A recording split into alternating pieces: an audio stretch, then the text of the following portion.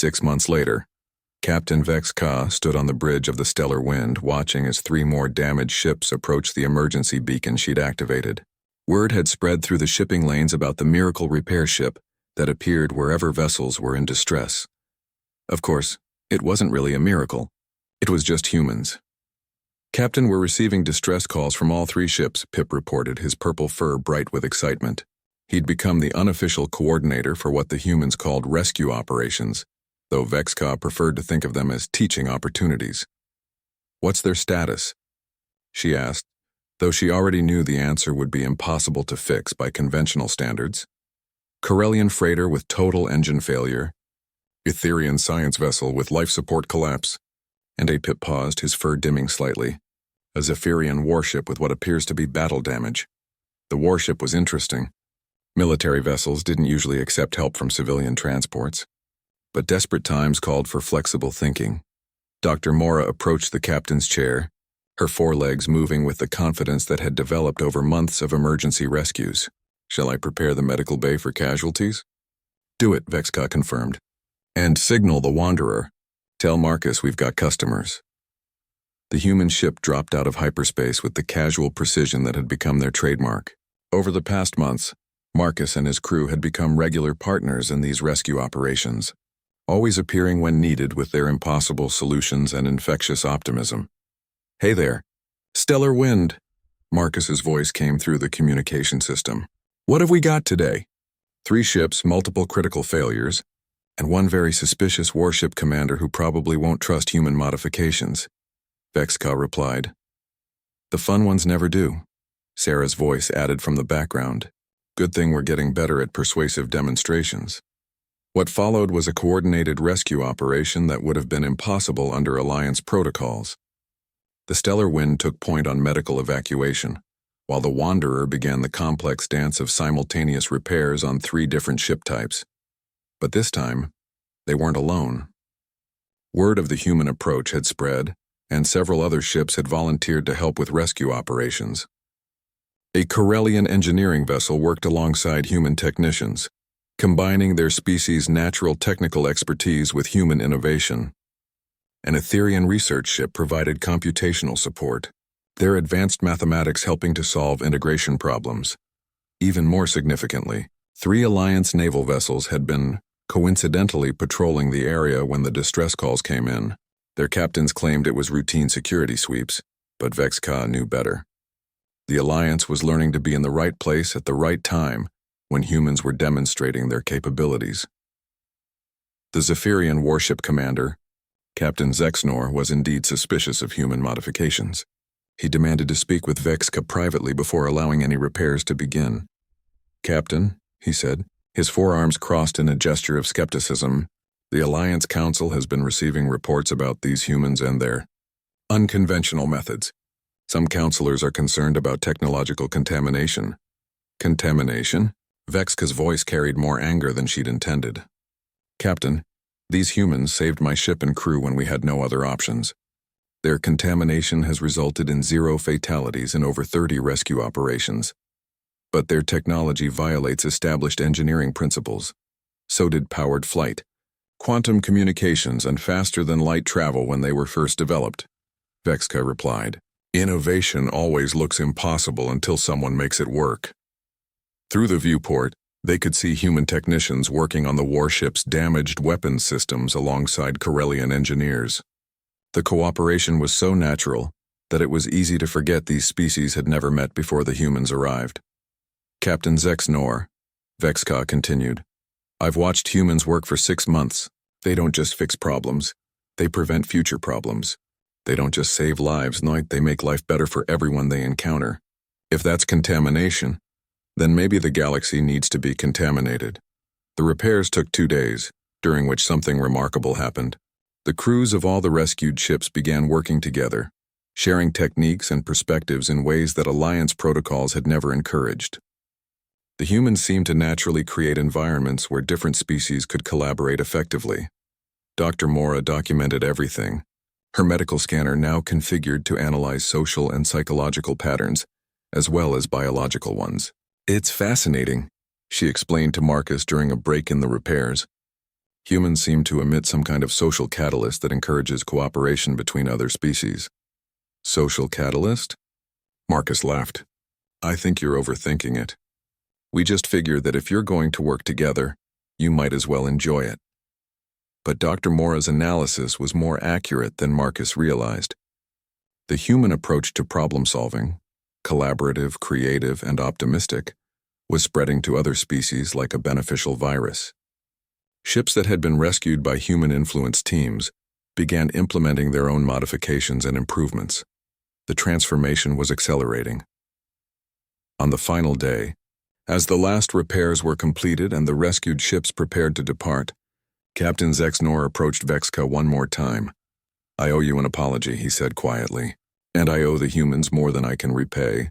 My ship is now more capable than when it was first built, and my crew has learned techniques that will serve them for the rest of their careers. What will you tell the Alliance Council? Vexka asked.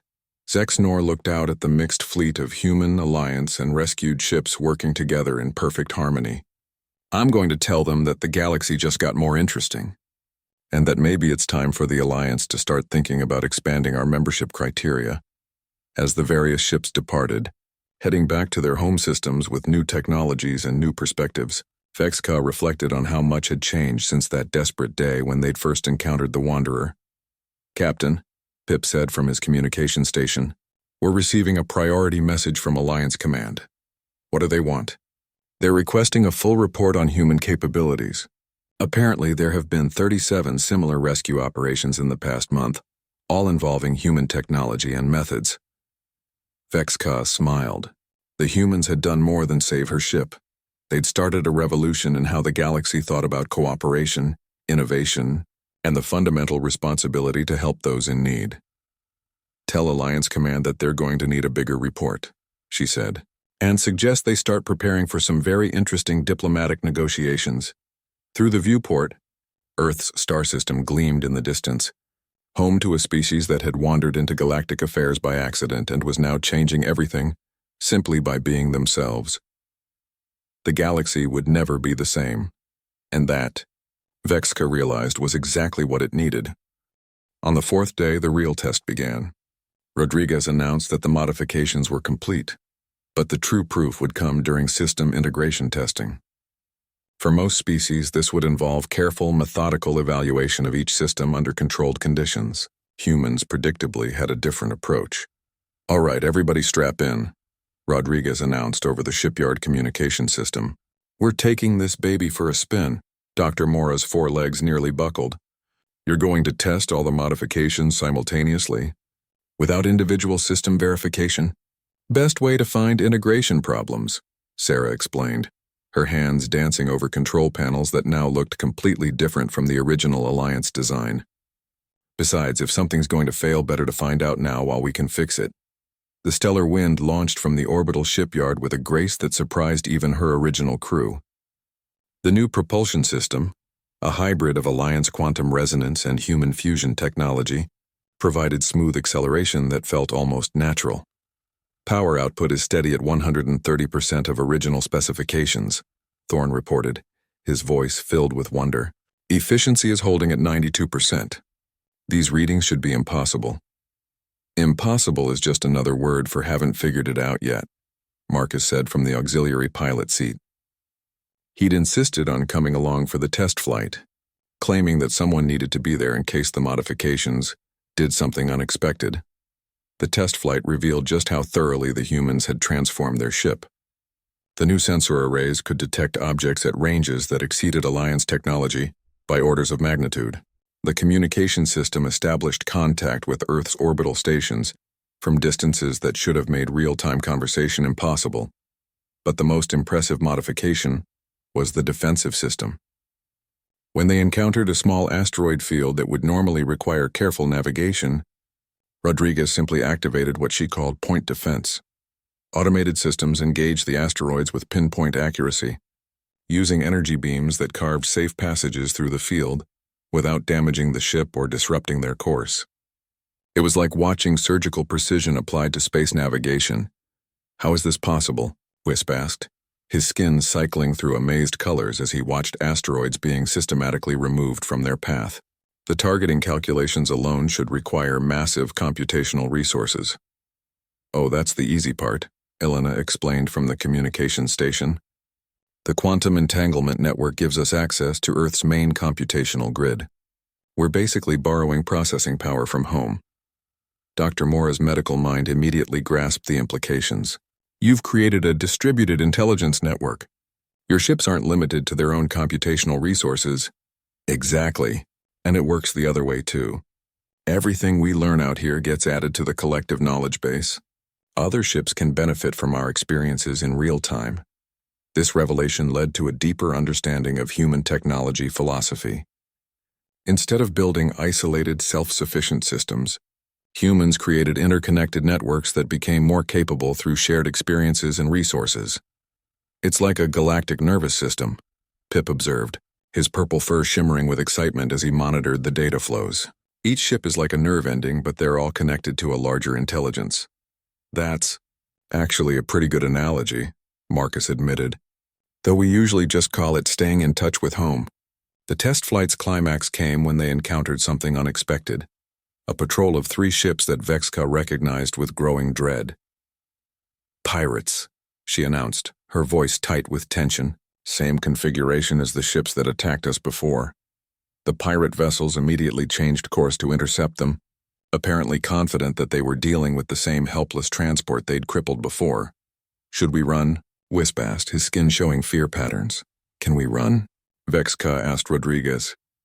The human engineer grinned with an expression that would have terrified the pirates if they could have seen it. We could run, but I'd really like to test these new defensive systems under realistic conditions. What followed was less a battle than a demonstration. The modified stellar wind moved through space with an agility that made the pirates' formation tactics useless.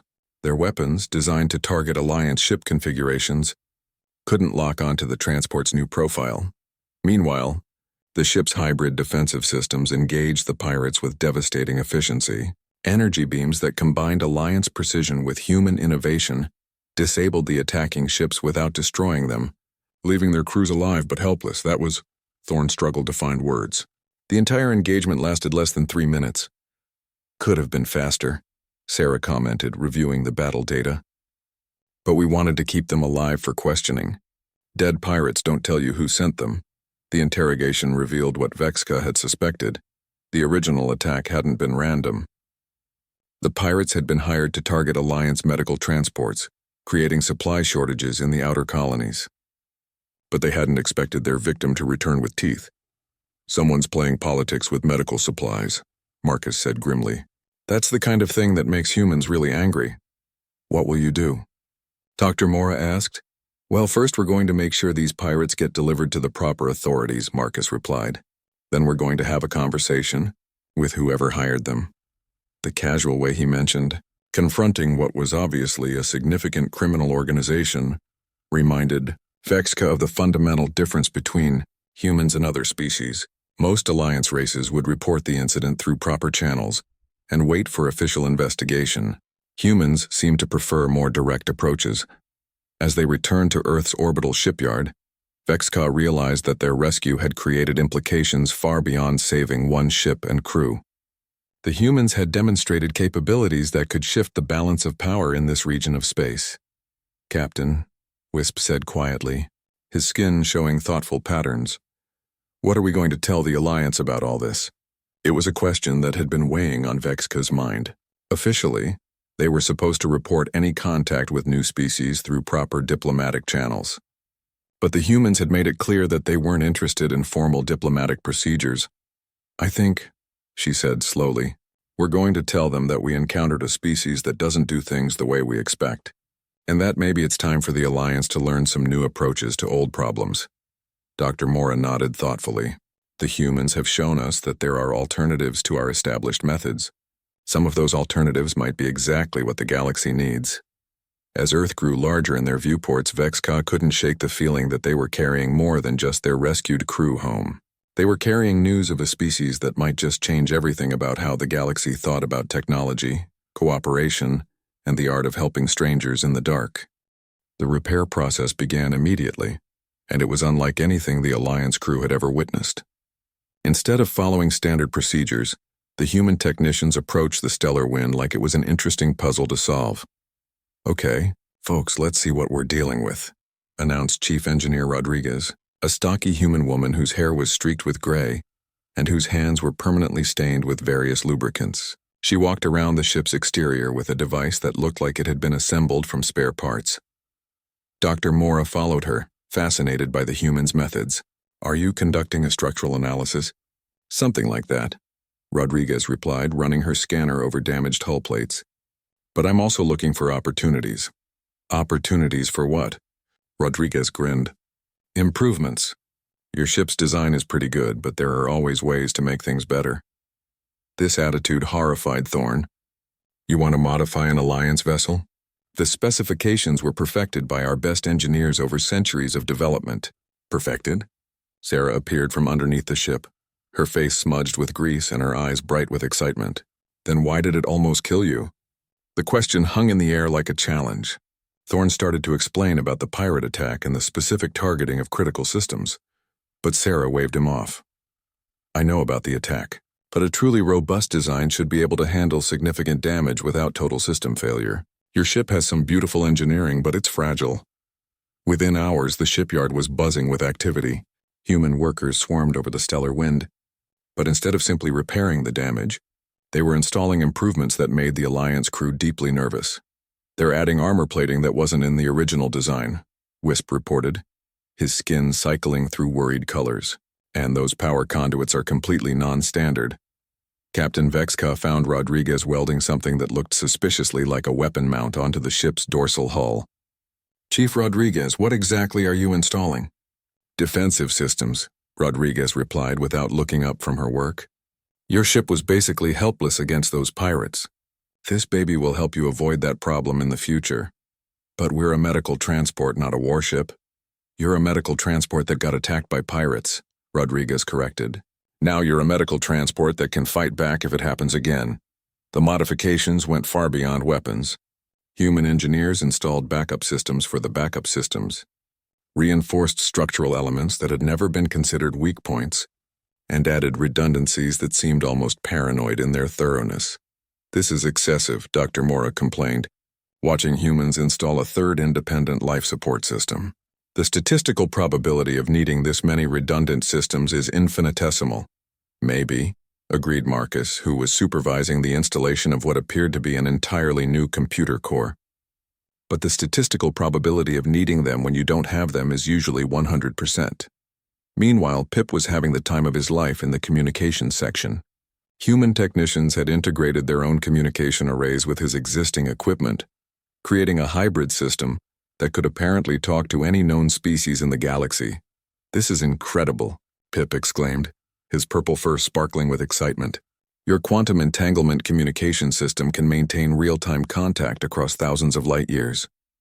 "Yeah, we figured that one out about 10 years ago," said Elena, the human communications specialist.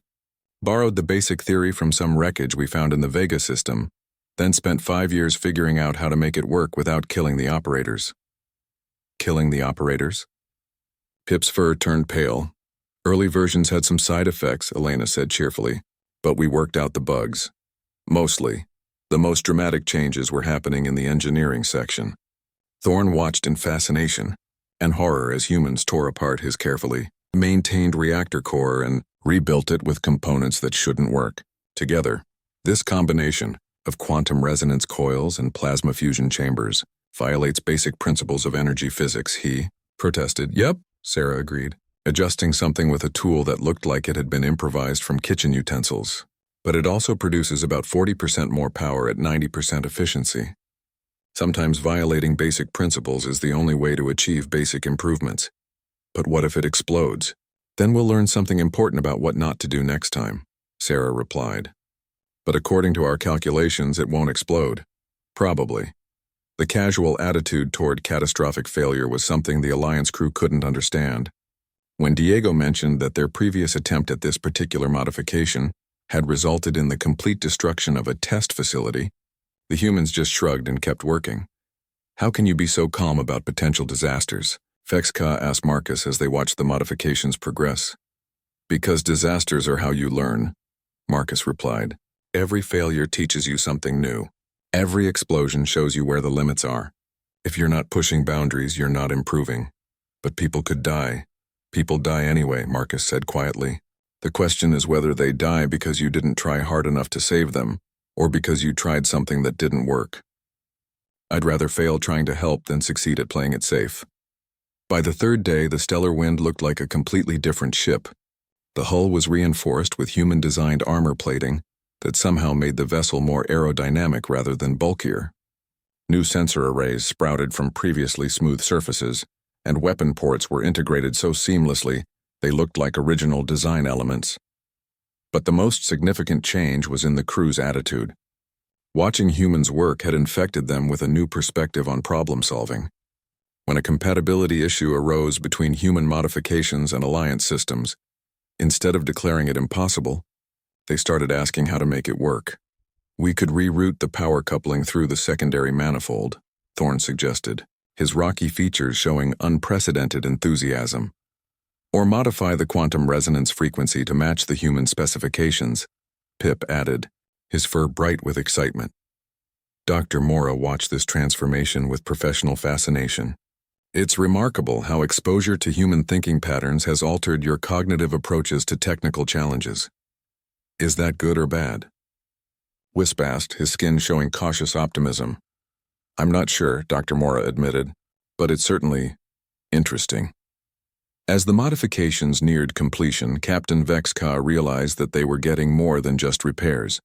They were receiving an education in a completely different way of thinking about problems, solutions, and the relationship between risk and progress. The question was whether the galaxy was ready for that kind of education. The journey to Earth took 4 days, with the human ship Wanderer carefully matching pace with the limping Stellar Wind. During those days, the crew exchanges between the two vessels revealed just how different humans were from any known galactic species. Captain Vexka found herself spending hours in the Wanderer's recreation area, a space that defied every concept of military efficiency she'd ever known. Instead of sterile, functional corridors, the human ship was filled with what Marcus called personal touches. Images of alien landscapes, small growing plants, and even musical instruments. This is your ship's Combat Readiness Center? Dr. Mora asked, examining what the humans called a galley, where crew members prepared food together rather than consuming standard nutritional supplements. Combat readiness? Marcus laughed, stirring. Something that smelled incredible in a heated container. This is where we eat. Want to try some coffee? It's a human stimulant, but it should be safe for your biology. Dr. Mora's medical training made her cautious, but her scientific curiosity won out. The dark liquid was bitter and energizing, unlike anything in Alliance cuisine. This is pleasant but highly inefficient. Why do you waste time on food preparation when supplements would provide superior nutrition? Sarah, who was somehow managing to repair a diagnostic tool while simultaneously consuming what appeared to be a recreational snack, looked up with surprise. Because food isn't just about nutrition. It's about culture, comfort, community. Plus, cooking is fun. Fun, repeated Thorne, the word sounding strange in his rocky voice. Your species prioritizes enjoyment in survival activities? Well, yeah, Diego said, tuning one of the musical instruments. If you're not having some fun while staying alive, what's the point of staying alive? This philosophy seemed to extend to every aspect of human behavior. When Pip mentioned that Alliance protocol required formal diplomatic procedures before visiting an alien homeworld, the humans looked genuinely confused. Formal procedures for what? Marcus asked. You're not invading us. You're just visiting so we can fix your ship. But surely your government has protocols for first contact with new species, Wisp insisted, his skin shifting through worried colors. Oh, they do, Sarah said cheerfully. Lots of them, very official, very boring. But those are for when we meet new species officially. This is just us helping out some folks who were in trouble. The casual way humans separated official duty from personal action astounded the Alliance crew. When Vexka mentioned that helping them could create diplomatic complications for Earth, Marcus just shrugged. Maybe. But letting people die to avoid paperwork complications seems pretty stupid to us. We'll deal with the bureaucrats after we fix your ship. As they approached Earth's solar system, the differences became even more apparent. The Stellar Wind's crew gathered on the bridge to see their destination, and what they saw challenged everything they thought they knew about planetary development. "Those are artificial structures," Wisp said, his skin cycling through amazed blues and greens as he studied the sensor readings. "But they're not optimal placement for defense or resource extraction. Earth's orbital installations seemed randomly scattered rather than strategically positioned. Space stations orbited at various distances, with designs that seemed more focused on functionality than military necessity. That big one there," Marcus explained, pointing to a massive rotating structure, "is a research station. We use it to study deep space phenomena and develop new technologies." "Research?" Dr. Mora asked. "Not weapons development or strategic planning?" "Well, some weapons research, sure, but mostly just learning stuff because we want to know things. Humans are really curious." As they approached Earth itself, the planet's surface revealed even more surprises. Instead of the efficiently organized cities and resource extraction facilities typical of developed worlds, Earth showed a crazy patchwork of different environments. "You've maintained biological diversity," Dr. Mora breathed, her medical sensors going wild as they detected thousands of different life forms on the planet's surface. "But that's so inefficient. Why not optimize the planetary ecosystem for maximum resource production?" "Because it's beautiful," Sarah said simply. "And because those diverse ecosystems might teach us things we don't know yet. Plus, a lot of humans just like animals and plants and stuff."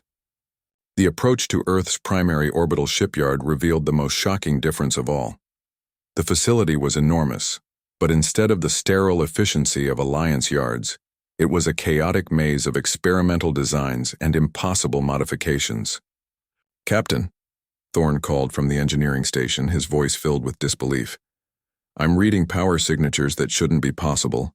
They're using some kind of controlled fusion reaction, but the containment field design violates fundamental principles of plasma physics." "Yeah, that one took us a while to figure out," Diego admitted. "Turns out the fundamental principles had a few loopholes we could exploit." As the Stellar Wind was guided into a repair bay, Vex-Ka watched dozens of human technicians swarming around ships of various designs. Some were clearly human vessels, but others looked like they'd been built by completely different species. "Captain Chen," she said slowly, "how many other species have you encountered?" "Oh, you're our first," Marcus replied. "But we've found a lot of abandoned ships and derelict stations over the years. We usually try to figure out how they work and improve on the designs." "You reverse engineer alien technology?" Pip asked, his fur standing on end with excitement. "Reverse engineer, improve, combine with our own stuff," Sarah said happily. "That's how we got our FTL drive working. Found a crashed ship about 50 years ago and spent decades figuring out how to make their technology work with human engineering principles." Dr. Mora's analytical mind was spinning.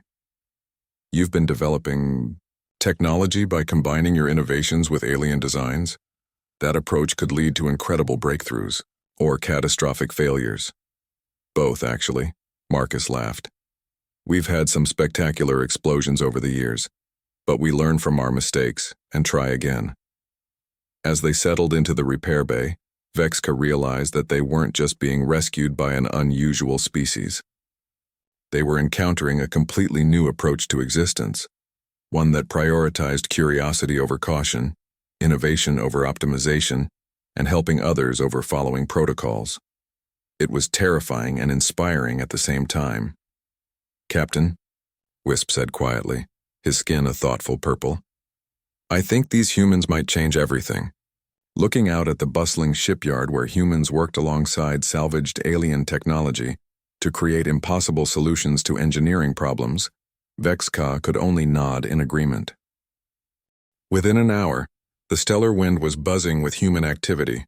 Marcus had brought 5 crew members aboard, and each one seemed to approach their desperate situation with an enthusiasm that bordered on excitement.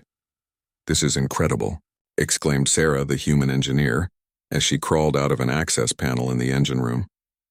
Her red hair was now streaked with grease and her face was lit up with genuine joy.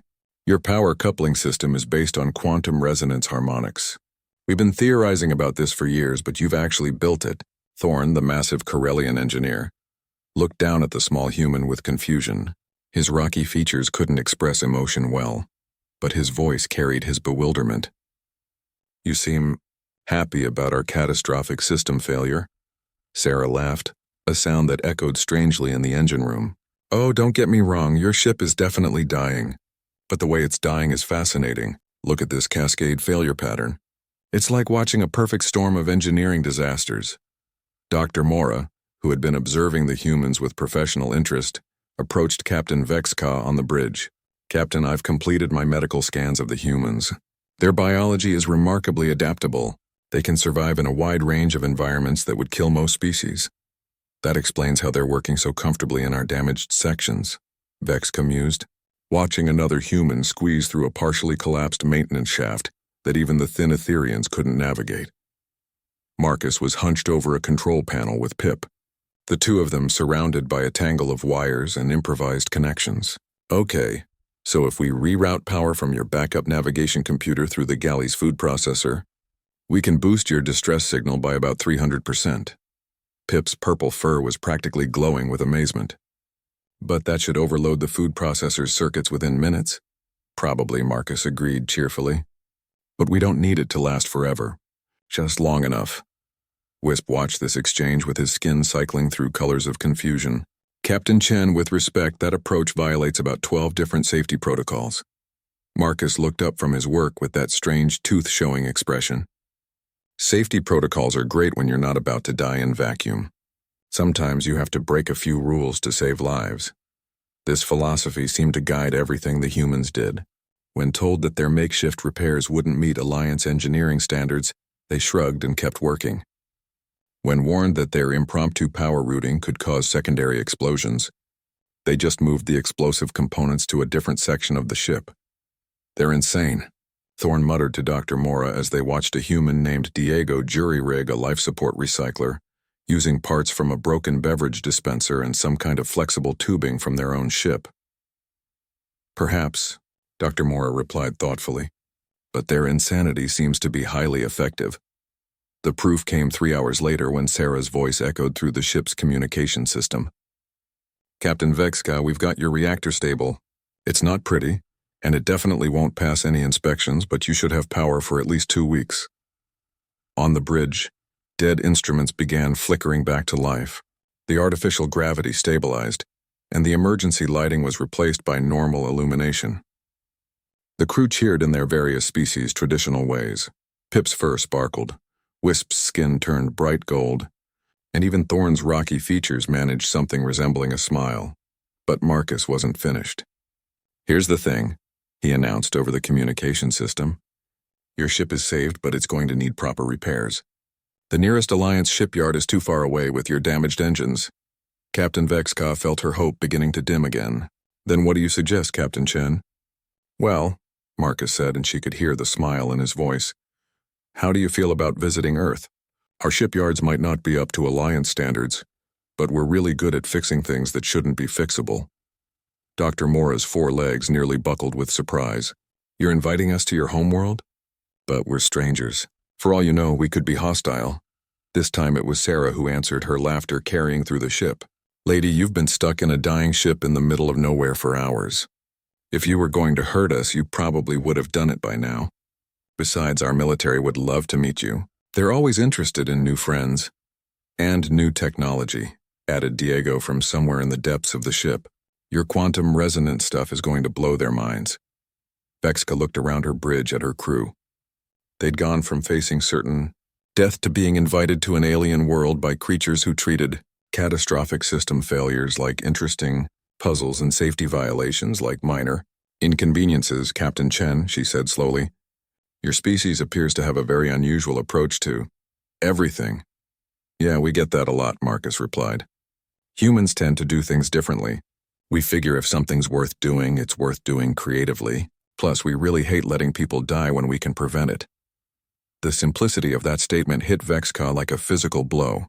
These humans had risked their own ship and crew to save complete strangers, not for any political gain or Alliance benefit, but simply because it was the right thing to do. Very well, Captain Chen, she decided. We accept your invitation to Earth and— Thank you. You've saved our lives. Don't thank us yet, Marcus chuckled. Wait until you see what we call proper repairs. You might change your mind about whether we actually saved you or just delayed your doom in more creative ways.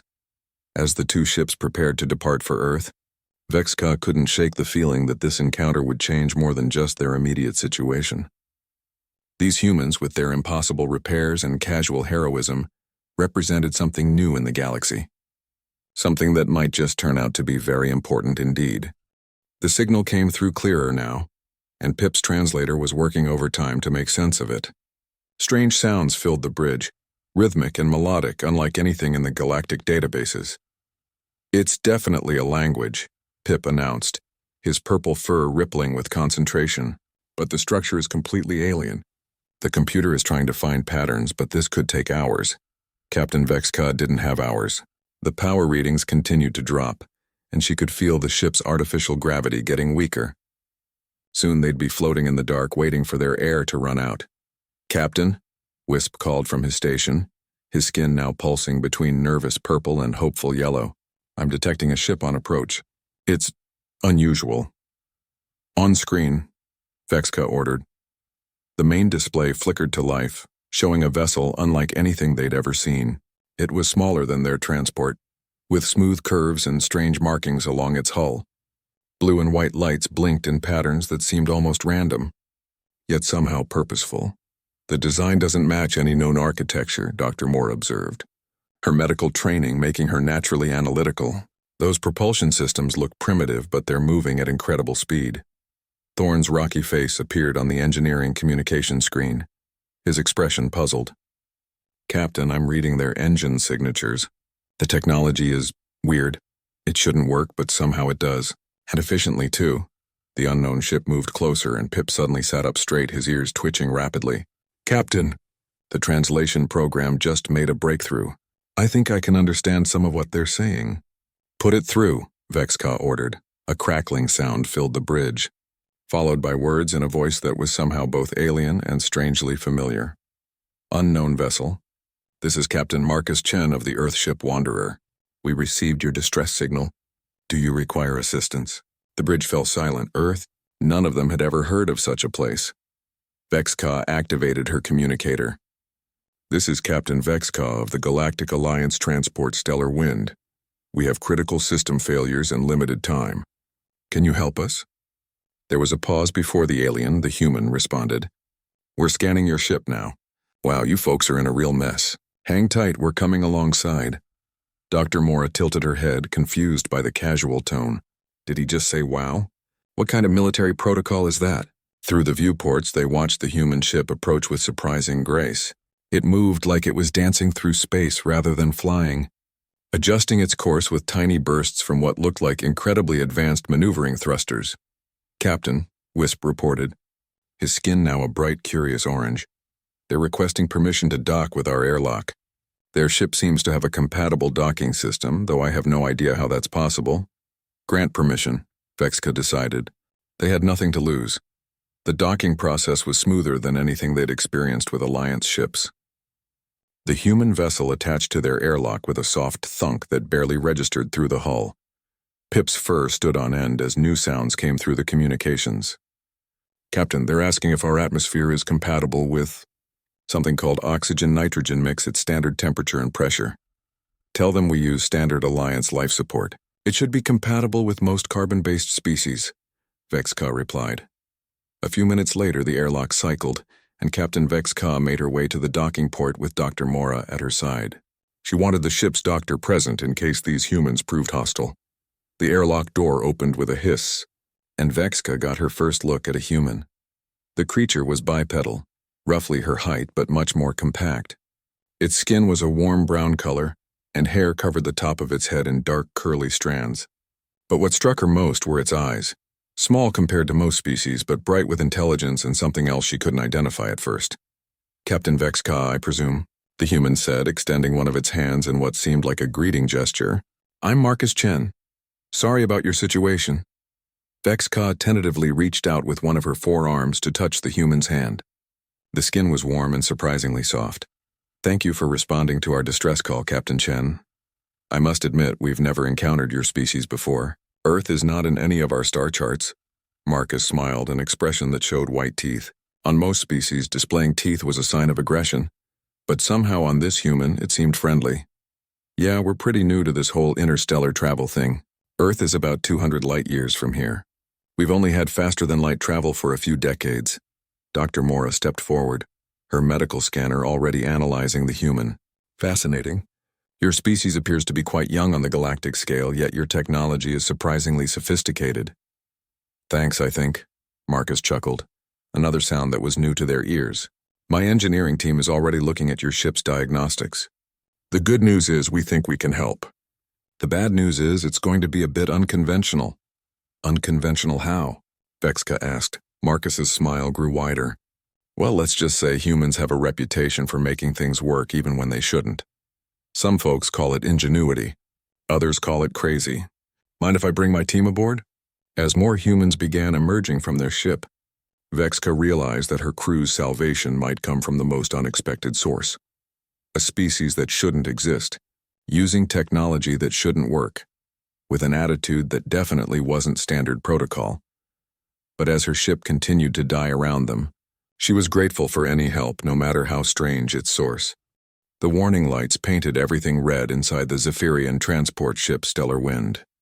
Captain Vexka's forearms moved frantically across the control panels, her blue-scaled fingers dancing over buttons that refused to respond. Sparks flew from damaged circuits, filling the air with the acrid smell of burning metal. Engineering report, she barked into her communicator, her voice carrying the authority that had kept her crew alive through 3 galactic conflicts. Main reactor is failing. Captain, came the gravelly voice of Thorn, their Corellian engineer. His rock-like species was known for their technical expertise, but even his skills seemed useless now. We've got maybe 6 hours before complete power failure. Life support will go first. Vexka's secondary heart skipped a beat. Around her, the bridge crew worked desperately to salvage what they could from their dying ship. The navigation officer, a thin Etherian named Wisp, whose translucent skin showed his nervousness through rapid color changes, looked up from his station with fear in his large, dark eyes. Captain, we're 3 days from the nearest inhabited system at maximum speed, Wisp reported, his voice barely above a whisper. With our current power levels, we'll never make it. The ship had been carrying medical supplies to the outer colonies when pirates attacked. They'd fought them off, but not before taking critical damage to their main systems. Now they drifted in the vast emptiness between stars with no hope of rescue. Vexka closed her eyes and tried to think. Her crew of 12 looked to her for answers she didn't have. They represented 6 different species from across the Galactic Alliance, all united in their current predicament. The young Zelanian communications officer, Pip, whose fuzzy purple fur stood on end when scared, was trying desperately to send distress signals into the void. Any response to our distress calls, Pip? Vexka asked, though she already knew the answer. Nothing, Captain. We're too far from any major shipping lanes. Even if someone picked up our signal, they'd never reach us in time. Pip's large ears drooped with disappointment. The ship shuddered as another system failed. Emergency lighting kicked in, casting everything in an eerie blue glow. Vexka looked around at her crew, her family really. They'd served together for 5 years, through peace and war, always watching each other's backs. Dr. Mora, their Centaurian medic, approached the captain's chair. Her 4 legs moved gracefully despite the ship's unstable gravity, and her horse-like face showed the calm determination that made her such an excellent doctor. Captain, I should prepare the crew for the possibility that we might not survive this, she said quietly, so the others couldn't hear. Some of them are already showing signs of panic. The younger ones especially. Vexka nodded grimly. She'd been thinking the same thing. But she wasn't ready to give up yet. Not while her crew still had breath in their bodies. Thorn, how long until you can give me a full damage report? She called out. Another hour, Captain. But I can tell you now it's bad. Really bad. The pirates knew exactly where to hit us. That was puzzling. The pirates had targeted their most critical systems with surgical precision, as if they'd known the exact layout of a Zephyrian transport. But that was a mystery for another time, if they lived long enough to solve it. Suddenly, Pip's ears perked up. His paws flew over his communications console and his purple fur began to shimmer with excitement. Captain, I'm picking up something. It's faint, but there's definitely a signal out there. Another ship? Vexka asked, hope creeping into her voice. I'm not sure. The signal is strange. Not like anything in our databases. The frequency is all wrong for any known species in this sector. Wisp looked up from his navigation station, his skin shifting to a hopeful yellow. Captain, if there's a ship out there, maybe they can help us. Even if they can't repair our ship, they might be able to take some of us aboard. Vexka weighed their options. They were desperate, but making contact with an unknown species could be dangerous. However, staying put meant certain death for all of them. Pip, try to establish communication. Use the universal greeting protocols. If they're advanced enough to have ships, they might understand basic mathematical concepts. Yes, Captain. Pip's excitement was infectious and the mood on the bridge lifted slightly. As Pip worked to decode the mysterious signal and establish contact, the rest of the crew continued their desperate repairs. But in the back of everyone's mind was the same question. Who or what had they found in the depths of space? The signal grew stronger and Pip's fur began to glow brighter. Captain, I think they're responding. Outside the viewport, stars twinkled in the endless black. Somewhere out there, in the cold vastness of space, their potential salvation was approaching. But would it be salvation or something else entirely? The crew of the Stellar Wind was about to encounter something that would change everything they thought they knew about the galaxy and the strange species that inhabited its farthest reaches.